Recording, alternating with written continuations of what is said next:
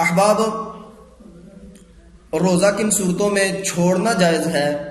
ان صورتوں کا بیان چل رہا تھا. تو میں نے کل آپ کو بتایا کہ اکراہن کوئی روزہ آپ کو چھوڑنے پر مجبور کر دے. اکراہن یہ ایک اصطلاح ہے. تو جیسے اردو میں ہمارے ہاں کہا جاتا ہے کسی کو مجبور کر دینا کہ تو روزہ چھوڑ وگرنہ تیرا ہاتھ کاٹ دوں گا وگرنہ تیری آنکھ نکال دوں گا. تو یہ ساری صورتحال اگر موجود ہو تو پھر روزہ چھوڑنا جائز ہوگا وگرنہ نہیں جائز ہوگا. نمبر 6، شیخ فانی یعنی کوئی بوڑھا آدمی ہو تو بڑھاپے کی وجہ سے کمزوری بہت زیادہ آ چکی ہے، وہ سمجھتا ہے کہ میں روزہ نہیں نبھا سکتا. تو جب ایسی صورت ہو تو وہ روزہ چھوڑ سکتا ہے، اور اگر وہ سمجھتا ہو کہ روزوں کے بعد میرے جسم کے اندر تبدیلی آ جائے گی، کوئی بہتری آ جائے گی تو وہ قضا کر لے. اور اگر وہ سمجھتا ہے کہ مزید اب کمزوری کی طرف ہی جاؤں گا تو پھر ان روزوں کا وہ فدیہ دے دے.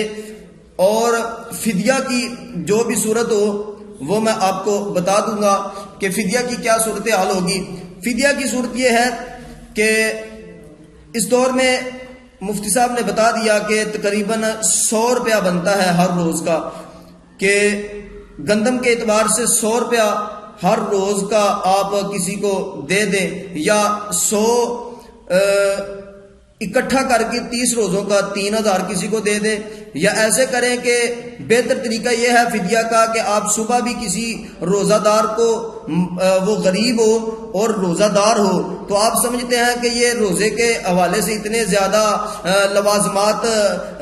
نہیں بنا سکتا، اور روزے کے حوالے سے جو بھی چیزیں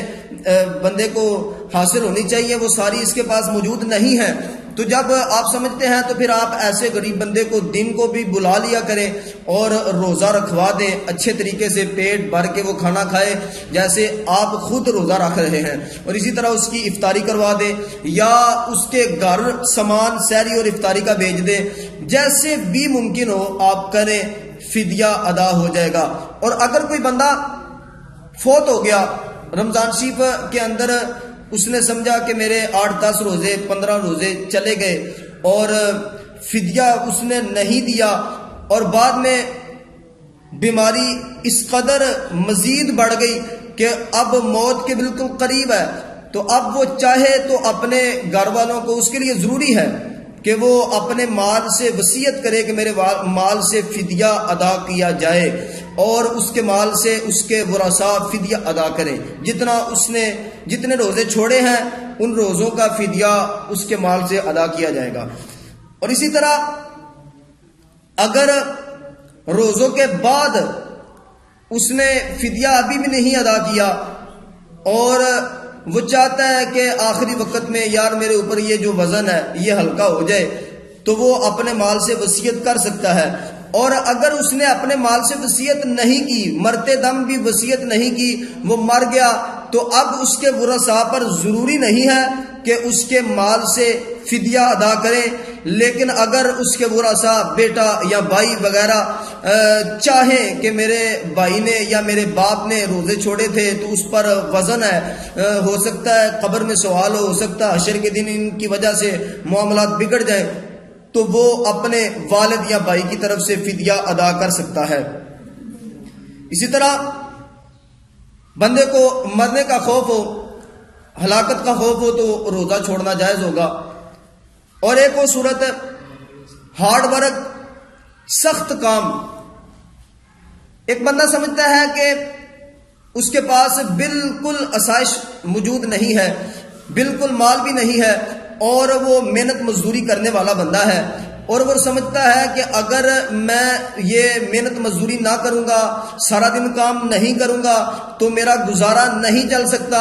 گھر بچے ہیں بیوی ہے تو پیٹ نہیں پال سکتا. تو یہ سارے معاملات اگر موجود ہوں تو اس کے لیے روزہ چھوڑنا جائز ہوگا. اور اگر وہ سمجھتا ہے کہ جس جگہ پہ میں کاروبار کر رہا ہوں یا جس جگہ پہ جا کے میں مزدوری کر رہا ہوں، کسی فیکٹری میں جا رہا ہے یا کسی دکان وغیرہ پہ جا رہا ہے، تو وہاں اگر وہ کوشش کرے کہ وہاں سے اسے ہاف ٹائم ڈیوٹی کا مل جائے اور ہاف ٹائم ریسٹ کا مل جائے تو ایسی صورت ہو تو روزہ رکھ لے. اور اگر وہ سختی سے کام لیتے ہیں، سارا دن لیتے ہیں اور یہ سمجھتا ہے کہ اگر میں نے کام چھوڑ دیا تو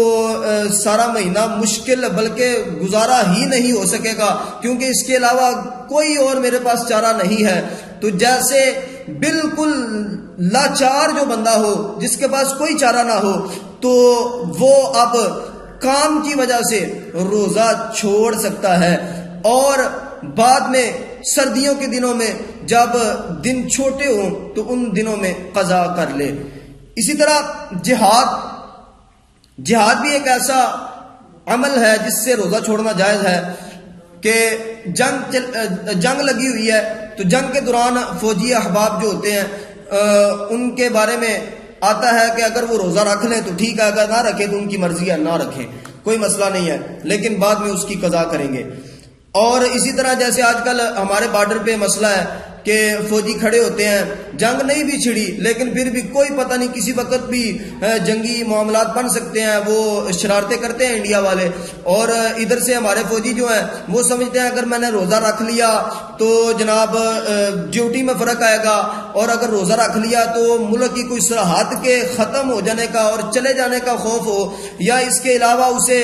جب کوئی جنگ کا ماحول بنے تو جنگی آلات چلانے میں مسائل پیدا ہوں، وہ سمجھتا ہے کمزوری آئے گی، میں اچھے طریقے سے نہیں چلا سکوں گا. یہ ساری صورتحال جب ہو تو وہ روزہ چھوڑ سکتا ہے اور آئندہ دنوں میں قضا کرے گا. اور اسی طرح حیض و نفاس، اور حیض و نفاس کے حوالے سے میں نے پہلے بیان کر دیا کہ حیض و نفاس میں روزہ رکھنا جائز نہیں، اور حیض والی عورت، نفاس والی عورت جب یہ خون ختم ہو جائے بعد والے دنوں میں ان کی قضا کریں گی. اللہ رب العزت کی ذات